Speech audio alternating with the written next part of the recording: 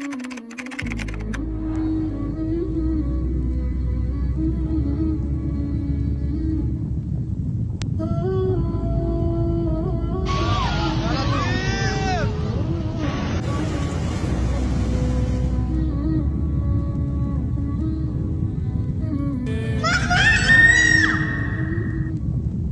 تسل عن سلامة روحه فوق راحته، بدلته همومه كفنا من وسادته، صامت لو تكلم.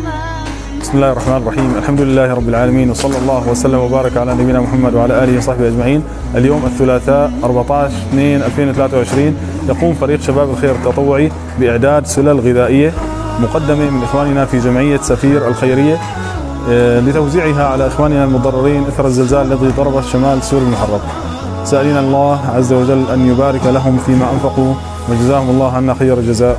أنا فيض من الأخلاق وطيب يسكن الأعماق، لأني مؤمن دوما مثالي سيد الأخلاق. اليوم الخميس 16/2/2023 يقوم فريق شباب الخير التطوعي بتجهيز مواد التدفئة لتوزيعها على إخواننا المتضررين من الزلزال الحاصل في البلاد، مقدمة من إخواننا في جمعية سفير الخيرية من اسطنبول وقطر والسعودية. نسأل الله أن يخلف عليهم ما بذلوا. حياتي به يسمو فتشرق أمنياتي، أنا كالغيث تعشقني دروبي، صفات الغيث تشبهها صفاتي.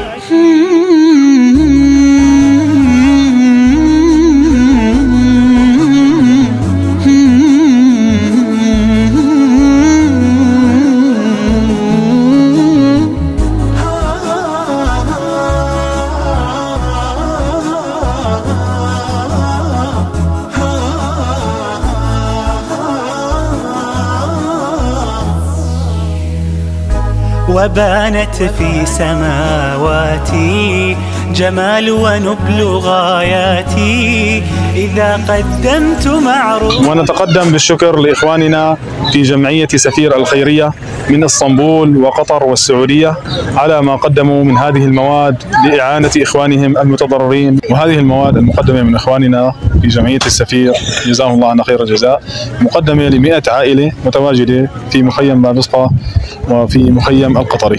جزاكم الله عنا خير الجزاء، مبارك لكم في رزقكم. حياتي به يسمو فتشرق أمنياتي، أنا كالغيث تعشقني دروبي، صفات الغيث تشبهها صفاتي.